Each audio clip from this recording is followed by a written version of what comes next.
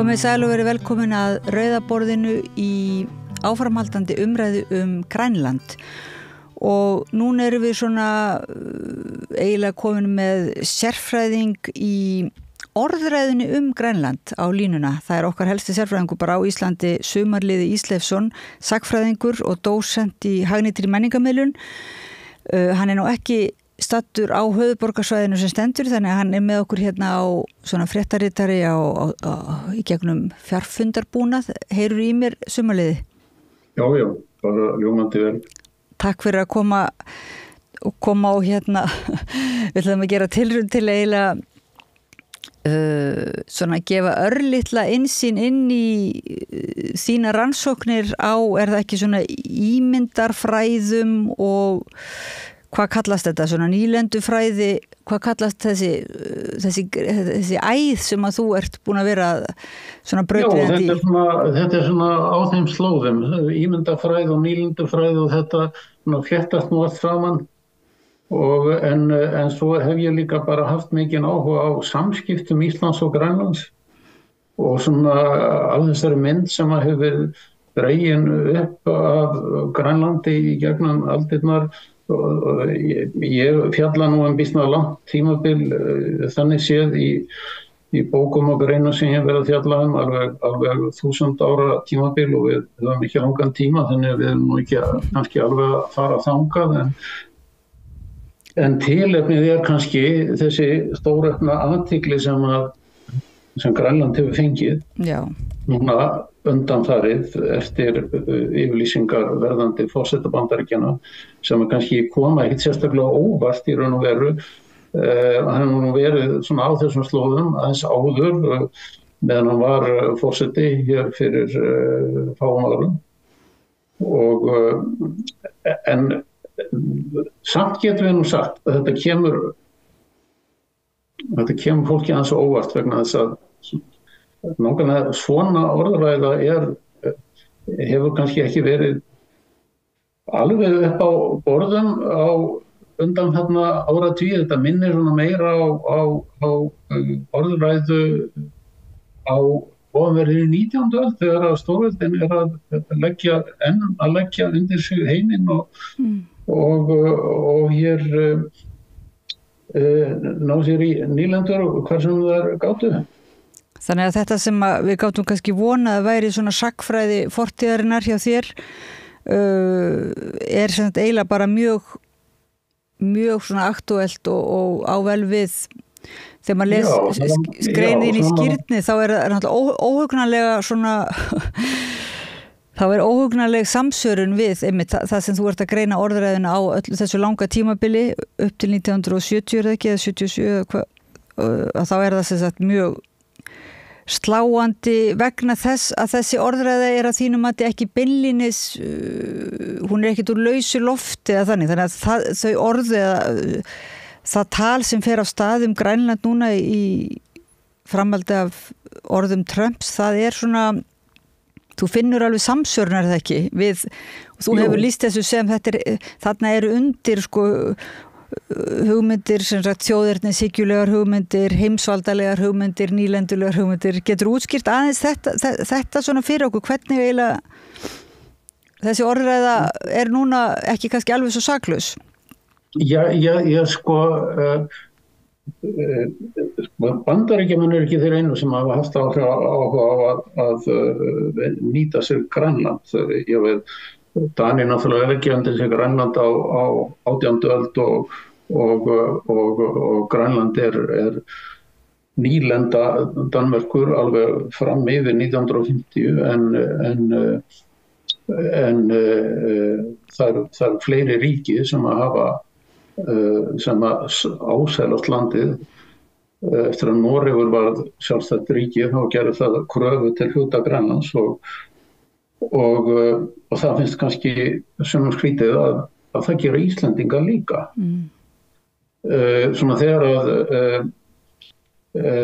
að svona þjóðbygging og sjálfstæðisbarátta stendur sem hæst á Íslandi að þá koma fram þessar hugmyndir að sem sagt, hluti af endurreisninni það að segja að búa hér til samfélag sem að einhverju leyti líktist íslenska þjóðveldinu, en skrítið og okkur getur fundist það núna, að hluti af þessari endurreisn var að gera kröfu Grænland, að Íslendingar ættu í rauninni tilkall til Grænlands. Þú lýsir það ekki að Íslendingar hafa verið svo hrættir við einhvern veginn að vera settir á sama stað svona í sömu kategóri og grænlendingar, að þeir væru skrælingjar og inúítar, var það ekki? Það væri svona eins og skammarirði sem að Íslendingar vildu alls ekki vera þar á botninum og vildu þá sem sagt sanna að þeir væru einhvern veginn herra eða svona væri ofar í röðinni. Jú, sko, inn í þetta blandast náttúrulega alls konar hugmyndir, það blandast inn í þetta kynþáttahyggja, og þegar maður fer svona yfir þetta efni, þegar maður fer yfir þessa orðræðu á Íslandi, hvað varðar Grænlanda, þá kemur náttúrulega mjög skýrt í ljós að elítan á Íslandi, að hún álítur sig langt yfir Grænlendinga hafin, og svona þau sjónarmið eru ráðandi að Íslendingar séu á allt öðrum stað heldur en Grænlendinga, og það kannski tengist einhverju leyti einmitt því sem að þú segir, að það er óttinn sem að var líka svo algengur á Íslandi við það að útlendingar, að þeir spyrtu Íslendinga og Grænlendinga saman og álitu að þetta væri sama eða svipað fólk og svona svipaðar aðstæður í þessum tveimur löndum. Og maður sér nákvæmlega þennan ótta líka, hann er líka mjög gegnumgangandi langt fram eftir 20. öld, að segja heiminum það við eigum ekkert sameiginlegt með Grænlandi eða Grænlendingum. Þetta er enda breyttist svo þegar að leið á 20. öld, þegar svona langt var liðið á öldina. En núna þegar sem sagt grænlendingar virðast vera svolítið í hættu, við sjáum að þeir eru svona bitbein nýlendu herrana, sko, þá eru Íslendingar ekki beinlínis með einhvern stuðning við þá eða hvað? Getur verið að þetta sé þá bara ennþá ríkjandi, og eins og í umhverfisverndar baráttunni þá kemur fólk hérna af þessum stóru ráðstefnum og er svo hissa á því að Íslendingar get ekki, íslensk stjórnvöld séu aldrei með skona hinum með Grænlandi og smá eyjónum og eyríkjónum í liði, alltaf með einhvern veginn stórveldunum. Getur verið að þetta sé ennþá svona hamla eða hafa áhrif á okkar? Já, sko, veistu, ég held að þetta hafi nú breyst tölvöld mikið, og það sem ég að segja í þessari grein líka sem að birtist í Skírni 2021, að það sko, ég held ég geti sagt að svona þessi sjónarmið varðandi það að Íslendingar ættu að vera yfir Grænlendinga settir, að þau hafi kannski verið ráðandi alveg fram á 7. áratug síðustu aldar, og ég nefni þarna í greininni að það er stofnaður félagsskapur á 7. áratugnum sem að hefur þetta beinlínis að markmið, og það er svona þetta er engin jaðar mannskapur, ef maður getur sagt sem svo. Þetta eru sem sagt svona velmektar fólk, þetta er áhrifafólk sem er í þessum félagsskap og krefst þess að Ísland fái ítök í Grænlandi. Og það má kannski nefna í þessu samhengi að það er allskyns fjölda samtök líka, bara eins og Alþýðusamband Íslands, sem lýsir því yfir að það verði svo sannarlega að tryggja rétt Íslendinga til Grænlands. En svo sjáum við líka aðra tegund orðræðu sem er þá meira í þá átt að líta þannig á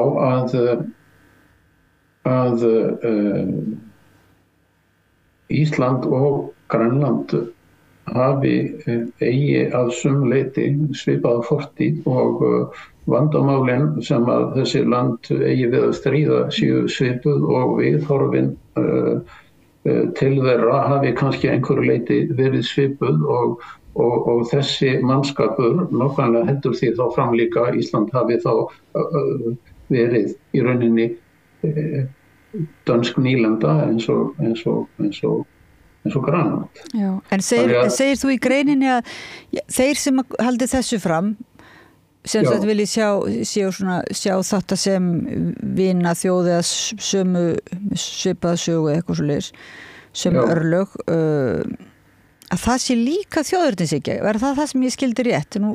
Já, sko, í rauninni þannig séð, sko, að þessi mannskapur einmitt hér best líka fyrir sjálfstæði Íslands og eru þjóðernissinnar og einmitt leggja það til málana að Grænland eigi líka öðlast sjálfstæði. Já. Og ég held að ég getum sagt að þessi sjónarmið afstæðan til Grænland sem breytist alveg gríðarlega mikið á 7. og sérstaklega á 8. áratugnum og það margt sem kemur til. Það er kannski ekki síst landhelgisdeilan sem að hefur þar áhrif. Þegar hún stendur sem hæst að þá vinna íslensk stjórnvöld í því að fá stuðning fyrrverandi nýlendna eða fá stuðning þriðja heims ríkja eins og það var kallað á þessum tíma. Og það er náttúrulega stórum hluta fyrrverandi nýlendur. En er þessi þjóðernishyggja, þessi svona, ég veit ekki, þjóðernishyggja, mér finnst svolítið erfitt að kalla þetta þjóðernishyggju einhvern veginn, eða það að segja, mér finnst svolítið þurfa þá að aðgreina þessa þjóðernishyggju sem þú ert að lýsa áðan sem er eiginlega svona heimsvalda sinnu þjóðernishyggja sem að og hinn þjóðernishyggjan sem stendur með smáríkjunum og þeirra sjálfstæði sem að ég til dæmis þyrfti nú ég myndi persónulega vera alveg föst þar sko eða einhvern veginn. Ég held kannski að maður geti samt greint þarna á milli að það er annars vegar höfum náttúrulega mjög og við höfum náttúrulega dæmi öfgakennda þjóðernishyggju sem fer alveg yfir í fasisma. Já. Og við sjáum náttúrulega bara dæmi hennar sko, út allan heim núna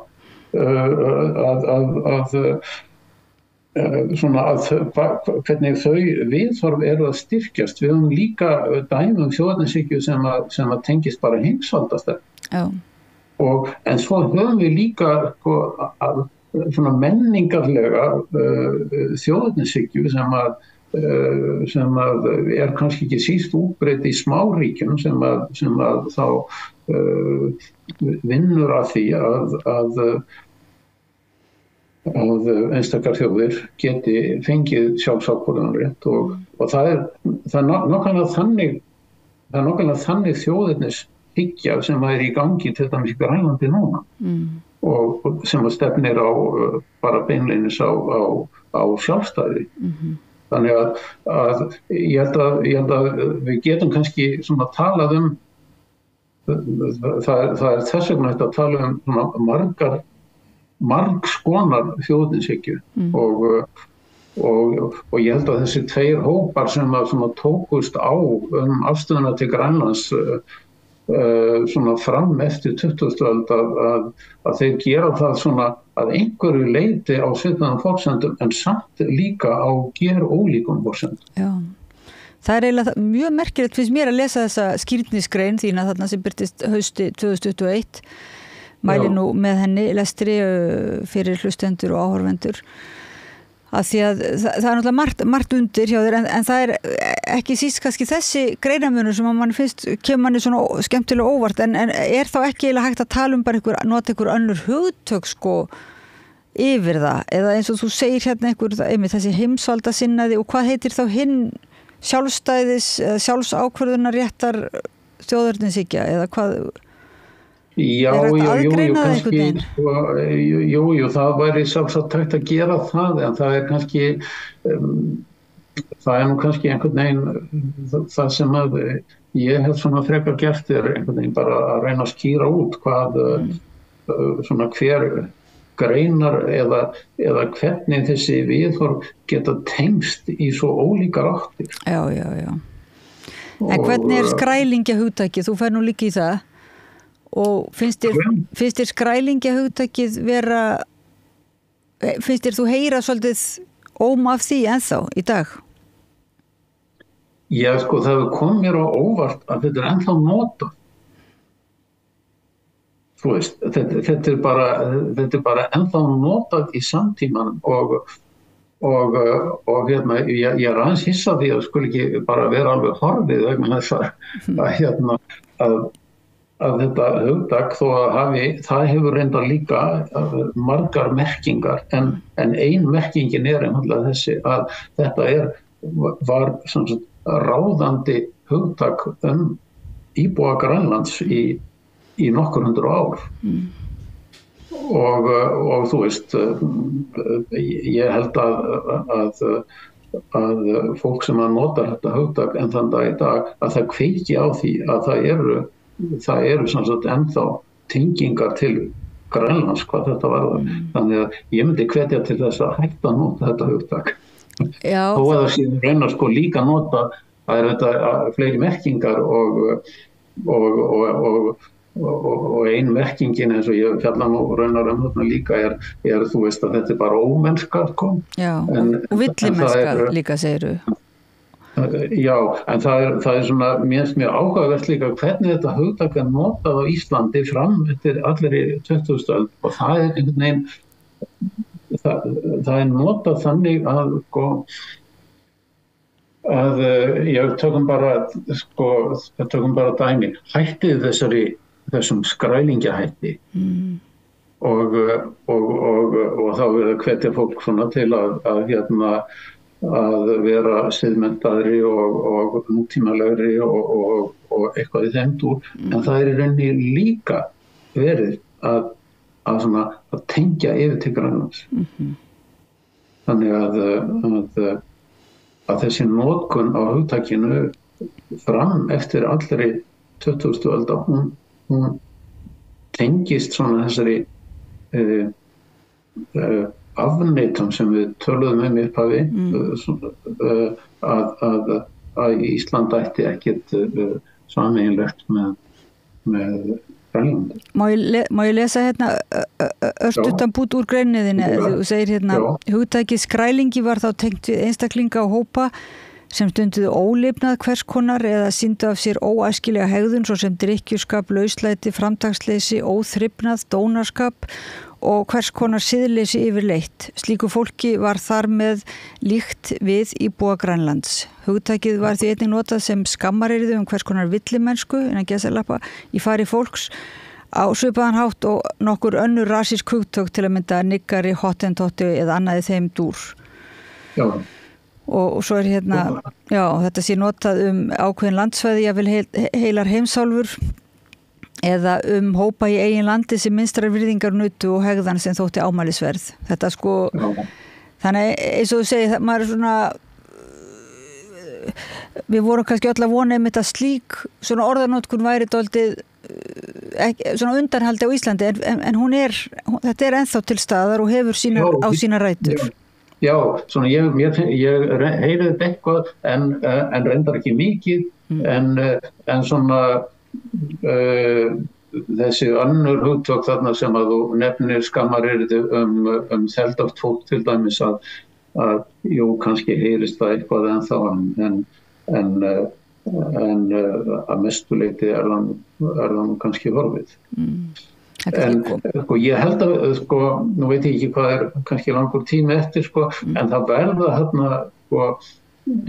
einmitt á 7. og 8. áratugum þá verða mjög mikil svona skil í afstöðunni til Grænlands og þó að greinin mín kannski fjalli nú minnst það að ég nefndi þarna landhelgisdeiluna sem að hefur áhrif í því samhengi en svo þetta bara öll þessi gríðarlega samfélagsumræða sem var á 7. og 8. áratugnum, hún hafði líka með mikil áhrif í þessu samhengi og leiðir til þess svona að orðræðan Grænland, hún breytist mjög mikið og það líka farið að fjalla mun meira Grænland. Það eru, ég veit ekki hvort þú heyrst að því, það eru sett upp leikrit, Þjóðleikhúsið með leikrit Grænland einung ef man rétt. Og það er ekki sýnt bara á Íslandi, það fer mjög víða.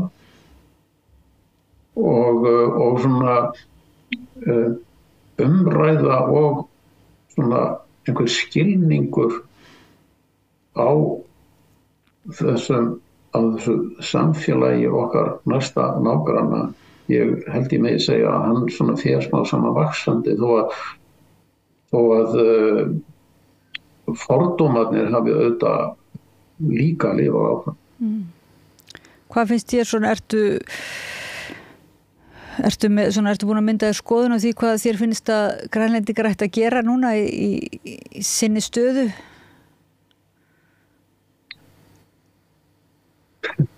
Og ég hef ekkert mikið verið á Grænlandi nokkrum sinnum og maður auðvitað verður var við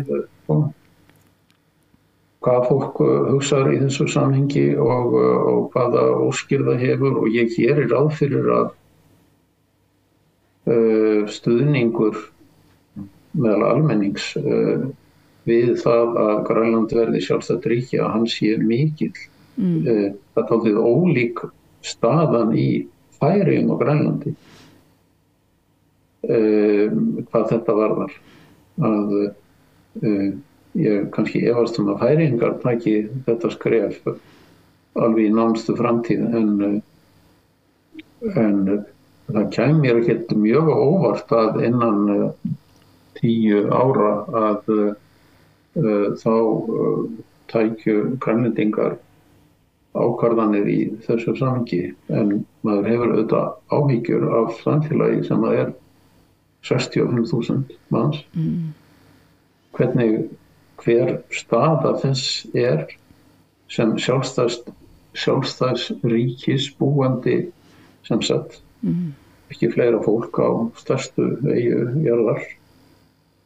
Svo snýst þetta hernaðarlega spurningar, er það ekki svolítið svona NATO og... Jú, en það er bara, því að það er náttúrulega ekki bara ríki að eiga við, það er líka stórfyrirtæki að eiga við.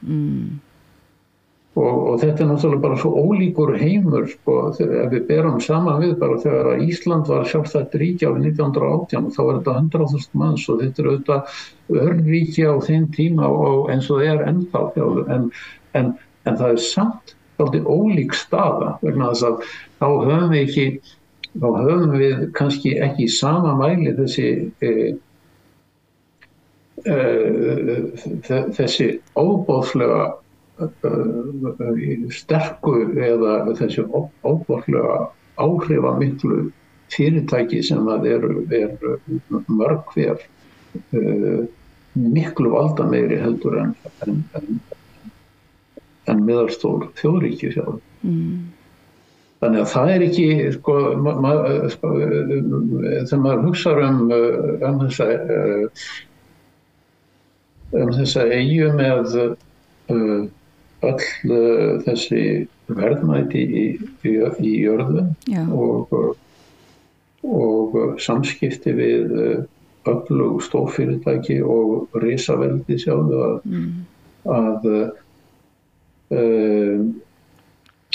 og þá er það svona, myndi ég halda aðeins snúin framtíð.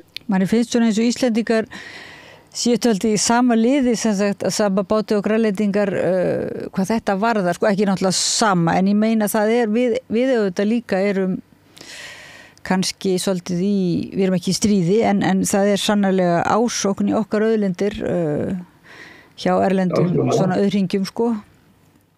Eitt af því sem ég fjalla í þessari bók minni sem kom 2020 í fjarska norðursins sem viðhorf til Íslands og Grænlands nákvæmlega þetta að sko, umheimurinn hefur lengst af litið svo á að Ísland og Grænland séu eitt og sama svæði.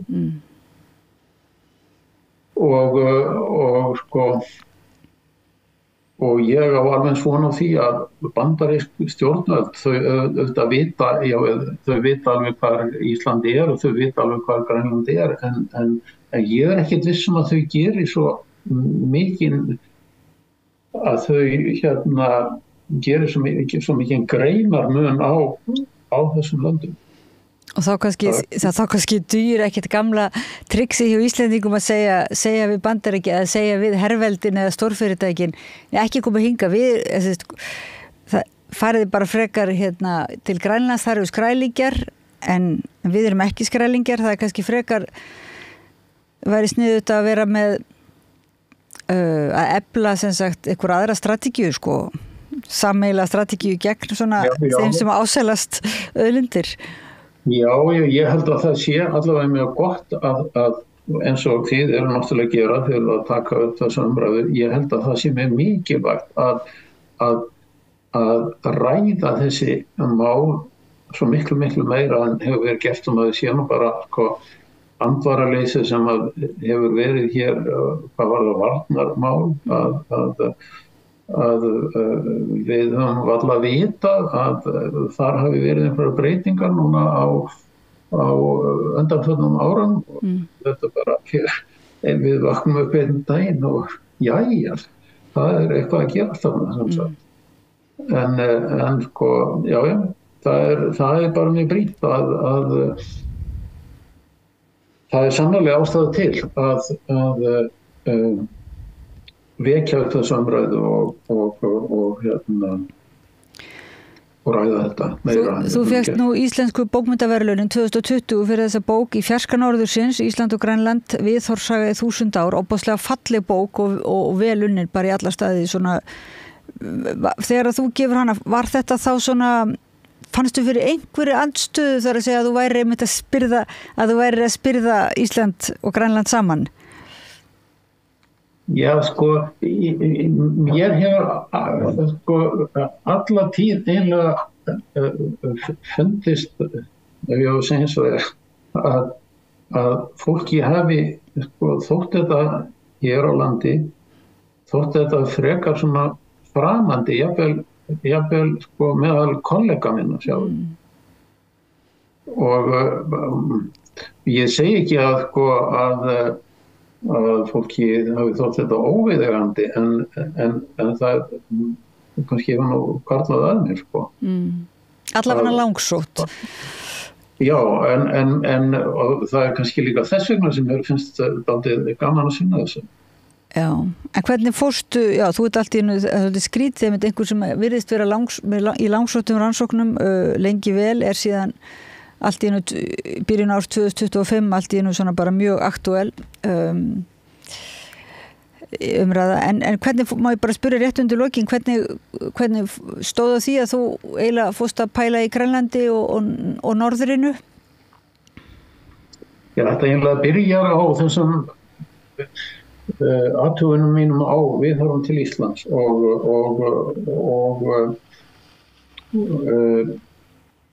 þegar ég svona búin að sinna því skeiða þá sé ég það að ég verð að hafa einhvern samanburð.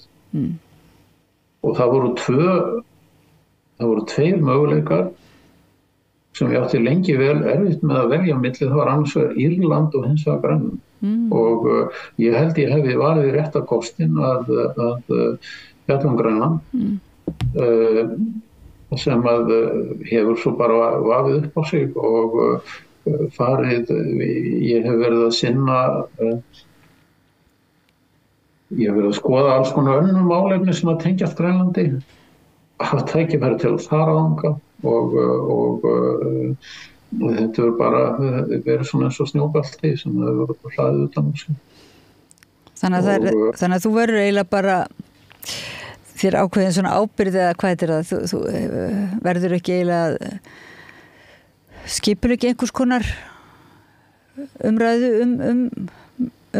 Grænland eða Ísland og kalla þetta bara þessa orðræðu eða þessa hugmyndafræði þessar þjóðir. Jú, það er einlega ætti það að vera mitt hlutverk. Núna er ég á kafi að þýða á bókina sem kom út 2020 og er alveg á kafi því. Ég þýða hann ekki sjálfur en það er svo meiningin hún kom út á þessu ári á ensku. Okay. Þannig að það er kannski líka bara svona framlag til þessar umræðu því að það er bara mikilvægt finnst mér að þetta samtal sé ekki bara þetta samtal á náttúrulega ekki bara að vera hér og þetta samtal á líka að vera við fólk annars staðar og þá líka fólk á Grænlandi og það er auðvitað ekki fullnægjandi að hafa bara verk á íslensku og það er betra að hafa verkið á ensku en á dönsku. Af því að ég hef líka fundið það þegar ég verið á Grænlandi að það er jafnvel þannig að þó að fólk sé altalandi á dönsku þá vil það frekar tala ensku við. Já. En er það eitthvað sem við verðum að svona vera vakandi fyrir sko bara í okkar eigin umræðu svona er það svona annað en til þess að við séum ekki með neitt skrælingja að vísa til grænlendinga sem skrælingja? Já, sko, ég held að eins og ég nefndi áðan að sko, þróunin hefur enda verið svo undanfarna áratugi að það er svona og er margt sem veldur en þróunin hefur verið svo að tengja þessi land miklu meira saman og samstarfið á milli þeirra hefur vaxið alveg gríðarlega mikið núna undanfarna 3 áratugi. Byrjar sem sagt á 9. áratug síðustu aldar en sem sagt það má eiginlega segja sem svo að svona þetta bil sem var komið þarna á milli það er miklu minna heldur en var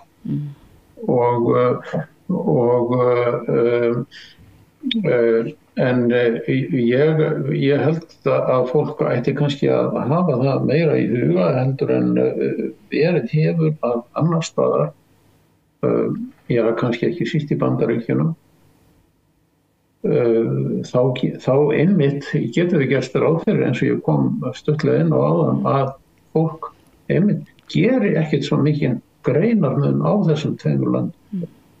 Þannig að þú býst alveg við því að Trump sendi son sinn hingað næst til að Já, sko, þetta er náttúrulega alveg ótrúlegt útspil en það segir sína sögu en það gæti alveg farið svo að við sæjum strákinn hérna einhvers staðar á gangi.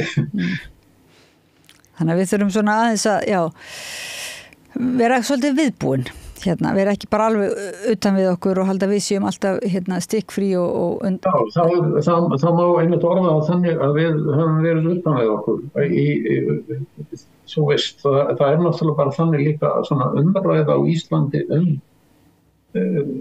það að vera hluti af heiminum, hún er kannski ekki rosalega mikið. Nei. Og hún má alveg fara vaxandi. Já, takk. Sumarliði R. Ísleifsson, sagnfræðingur, dósent í hagnýttir menningarmiðlum á Háskóla Íslands og sérfræðingur í svona